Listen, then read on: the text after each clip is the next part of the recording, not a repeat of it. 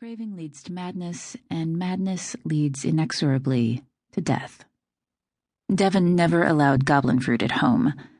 We had kids who were hooked on just about every conceivable chemical, from pot and pills to cocaine, heroin, and things they mixed up in the back room. Some kids got high huffing concentrated pixie sweat or smoking dryad leaves. Devon viewed it all with benevolent indifference. He didn't care what we put into our bodies as long as we were able to do our jobs. But he had a zero-tolerance policy for goblin fruit. Any kid who showed up with sticky fingers and starry eyes was booted, no second chances, because he knew better than any of us that once the fruit had hold of you, it never let you go. When Oberon locked the doors to the deeper realms of Faerie, the goblin fruit problem should have gone away, since the berries only grow in the soil of Tir-Elil, Tir-Taingir, and the Blessed Isles, and no one's been to any of those places in centuries. Unfortunately, for people who don't like seeing changeling kids waste away on a diet of jam and dreams, clever gardeners from the lands where goblin fruit grew naturally brought plenty of soil and seedlings with them when they left. The stuff's gotten rarer since then, and thank Oberon for that. But there's still people who use it for their own ends, and a little bit goes a long way. All of which led to me standing in a dark alley, waiting for a bunch of teenage changelings to reach me. It had taken me weeks to figure out who the dealers were, as opposed to the ones who were just feeding their own habits. I still didn't know who was supplying them. If this had been going down in Shadowed Hills, I might have been able to ask my liege for backup, but here, I was in the Queen's territory and I was on my own. Purebloods won't regulate goblin fruit because it's not a threat to them. Why should they ban a sweet berry that gives them lovely dreams?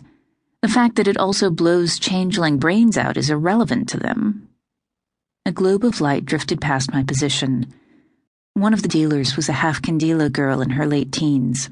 If her merry dancers were here, so was she, and that meant I was in the right place.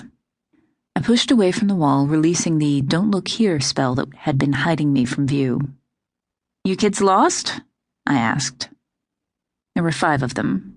They stopped where they were, staring at me with varying levels of hostility and confusion. It was the Candela girl who stepped forward and spoke first. "I remember you. You're the girl who got us all kicked out of home." "I remember you too," I said. She'd grown since the time I saw her at Devon's, getting taller and paler as her Candela heritage asserted itself. She'd also gotten thinner, becoming a walking skeleton draped in the winding shroud of her own skin. That was the goblin fruit at work, eating her alive even as it showed her the most beautiful thing she'd ever seen. "Didn't Devon tell you to stay the hell away from this shit?" I gestured toward her backpack, which bulged with small cylindrical shapes. Her eyes widened briefly, then they narrowed and she spat. "Why do you care what Devon taught us? You got him killed. You got us all tossed out on the street. What Devon taught us keeps us alive." "And he taught you to peddle drugs to kids?" The other dealer in this group was a gangling teenage boy with hedgehog spikes in place of hair, another survivor of home. I swung my glare toward him. "You too! You both know better than this." "Says the girl who got out," said the Candela. Her words stung because they were supposed to. Once, I was a changeling just like them, and while I never stooped to peddling drugs, I did a lot of other things that I'm not proud of.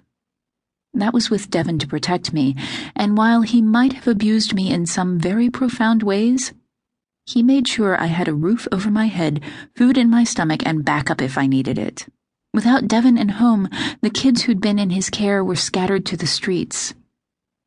I'd tried to keep tabs on them for a little while, but Devon taught us all to be good at disappearing. At the end of the night, maybe I didn't try as hard as I could have. "Hey, girl who got out," said the spiky boy. "You bring anybody with you?" I hesitated. The boy smirked. At that point, he'd know if I lied, and so I told the truth. "No." The fact that this was a bad idea was beginning to occur to me. There were 5 of them, and while I'm pretty good at one-on-one, the bad guys never